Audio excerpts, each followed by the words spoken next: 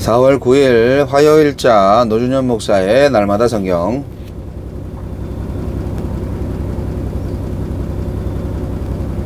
신명기 24장 10절로 22절 말씀.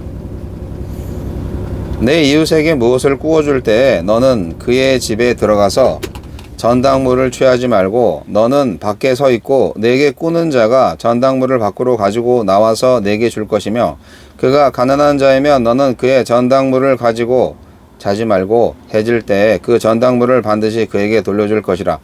그리하면 그가 그 옷을 입고 자며 너를 위하여 축복하리니 그 일이 내 하나님 여호와 앞에서 내 공의로움이 되리라. 곤궁하고 비난한 품꾼은 너희 형제든지 내 땅 성문 안에 우거하는 객이든지 그를 학대하지 말며 그 품삯을 당일에 주고 해진 후까지 미루지 말라. 이는 그가 가난함으로 그 품삯을 간절히 바람이라.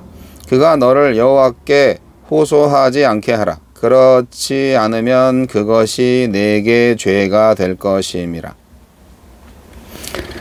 아버지는 그 자식들로 말미암아 죽임을 당하지 않을 것이요 자식들은 그 아버지로 말미암아 죽임을 당하지 않을 것이니 각 사람은 자기 죄로 말미암아 죽임을 당할 것이니라. 너는 객이나 고아의 송사를 억울하게 하지 말며 과부의 옷을 전당 잡지 말라. 너는 애굽에서 종되었던 일과 내 하나님 여호와께서 너를 거기서 속량하신 것을 기억하라. 이러므로 내가 네게 이 일을 행하라 명령하노라. 네가 밭에서 곡식을 벨 때 그 한 뭇을 밭에 잊어버렸거든 다시 가서 가져오지 말고 나그네와 고아와 과부를 위하여 남겨두라. 그리하면 내 하나님 여호와께서 내 손으로 하는 모든 일에 복을 내리시리라. 내가 내 감람나무를 떤 후에 그 가지를 다시 살피지 말고 그 남은 것은 객과 고아와 과부를 위하여 남겨두며 네가 내 포도원에 포도를 딴 후에 그 남은 것을 다시 따지 말고 객과 고아와 과부를 위하여 남겨두라. 너는 애굽 땅에서 종되었던 것을 기억하라. 이러므로 내가 네게 이 일을 행하라 명령하노라. 구원받은 자의 공의로움. 자, 힘없고 가난한 사람들의 인권과 권리를 보장하라는 규정이 이어집니다. 이스라엘 백성이 이렇게 해야 하는 까닭은 그들도 하느님의 구원을 경험한 약자였기 때문입니다. 하느님은 구원받은 우리가 가난하고 고단한 이웃에게 구원이 되길 바라십니다. 이스라엘 백성은 사회에서 삶의 기반이 가장 취약한 객, 외국인이죠. 고아 과부의 권리를 보장하고 그들의 생존을 지원할 의무가 있었습니다. 그들도 하나님이 구원하시기 전에는 애굽에서 가장 가난하고 힘없는 자들이었기 때문입니다. 하나님의 구원을 기억하는 사람은 약자의 이웃이 되어야 마땅합니다. 그것이 우리가 받은 하나님의 구원을 설명하고 시연하는 방법입니다. 가난한 자들의 권리를 넉넉하게 보장하는 것이 공의고 가난한 자들에게서 최소한의 권리까지 빼앗는 것이 불의입니다. 이 말이 참 좋네. 가난한 자들의 권리를 넉넉하게 보장하는 것이 공의고 가난한 자들에게서 최소한의 권리까지 빼앗는 것이 불의이다. 율법에 따르면 돈을 빌려주더라도 돈을 빌리는 사람의 사생활을 존중하고 그의 생존권을 보장하면 하느님 앞에 의로운 일이지만 가난한 일꾼의 존엄을 짓밟거나 풍삭을 제때 주지 않아서 생존권을 위협하면 죄가 됩니다. 가난한 사람을 대하는 태도가 하나님 앞에서의 의로움과 불의함을 가르는 중요한 기준입니다. 이것도 중요하네.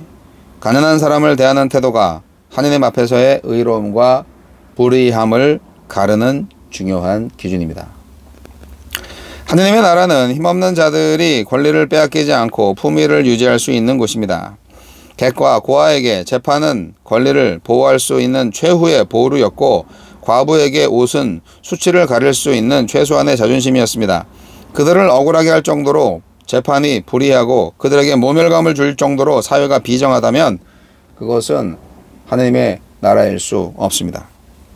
하느님의 나라가 이 땅에 임하기를 진심으로 바라고 진지하게 기도한다면 힘없고 가난한 사람들의 권리가 보장받는 사회를 만들기 위해 힘써야 합니다.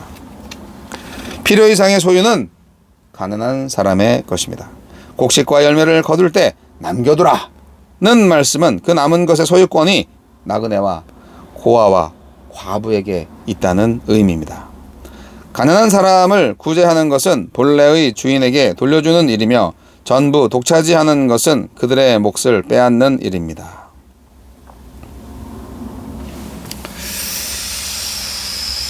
주여, 약자들의 보호받을 권리, 사람답게 살 권리를 보좌하는 사회가 되도록 제 소임을 다하게 하소서.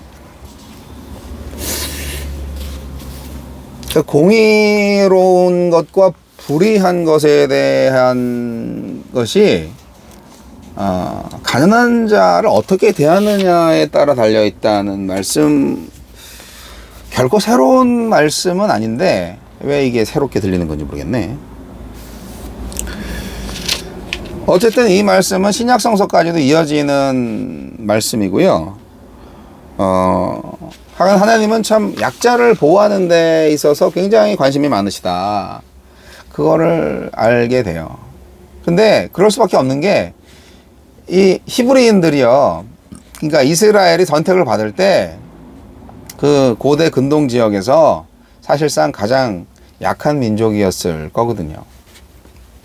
네, 애굽에서 출애굽할 때 가장 약한 그룹이었잖아요. 노예들, 힘없는 노예들.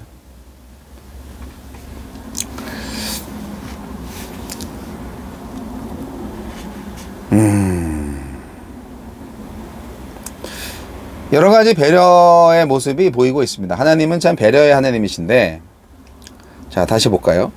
가난한 사람이라도 빚을 지면 담보를 줄 수 있는데요. 채권자가 집 안에 들어가서 가져올 수가 없어요. 밖에서 기다렸다가 갖다 주면 받아야 돼요. 왜 그랬을까요? 예, 곤궁한 집안 형편을 들키지 않게 해주고 있는 거죠.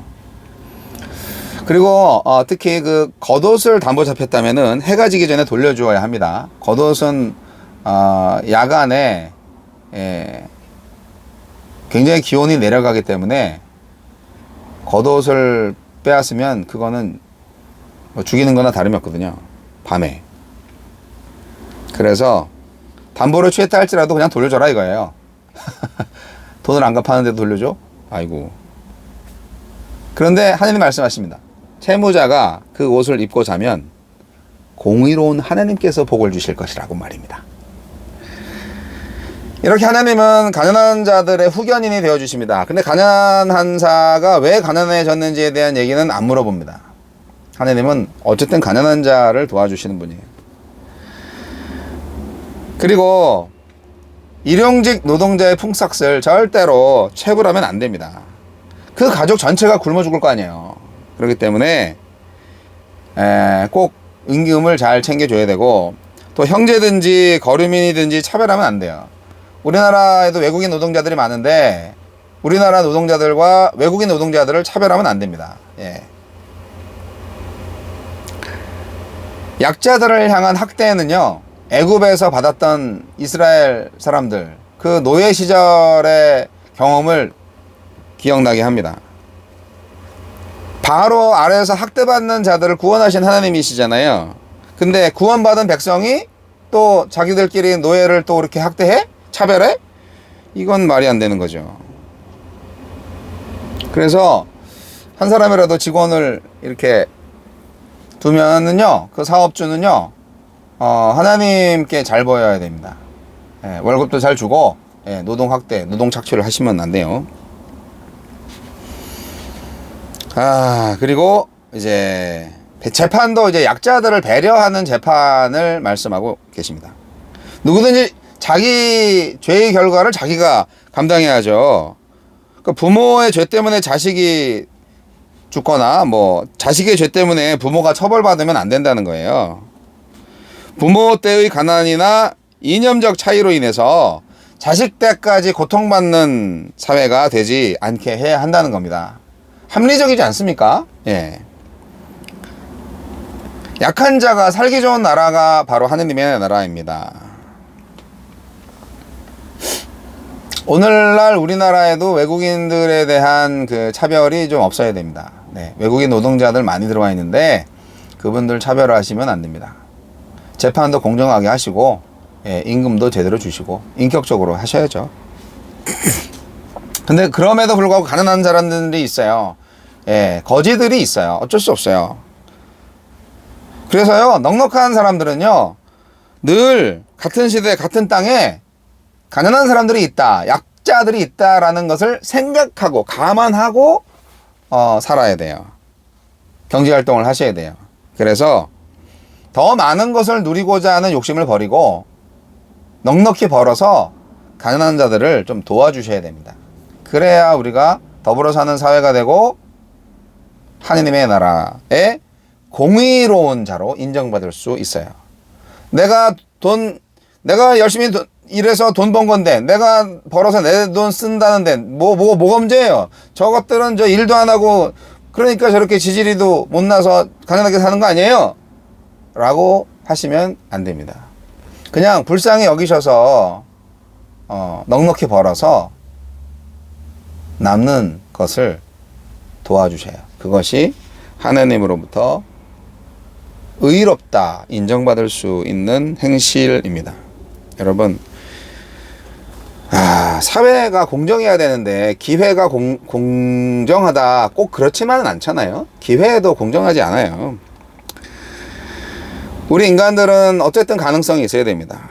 네, 실패해도 다시 일어날 수 있고, 인간의 존엄성을 잃지 않는 세상이 되어야 합니다. 적자 생존의 사회에서 이런 선물의 경제, 은혜와 자비의 경제만이 사회적 약자들이 살 길이 아니겠습니까? 네. 여하튼 선진국이 되면 될수록 그런 안전장치들이 많이 좀 있어야 되겠죠. 네.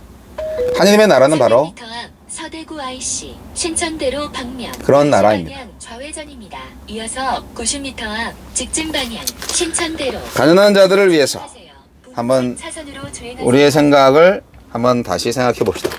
어떻게 살아야 되는지. 안전운전하세요. 화물 하이패스 차로를 의로운 자가 되지 않겠습니까?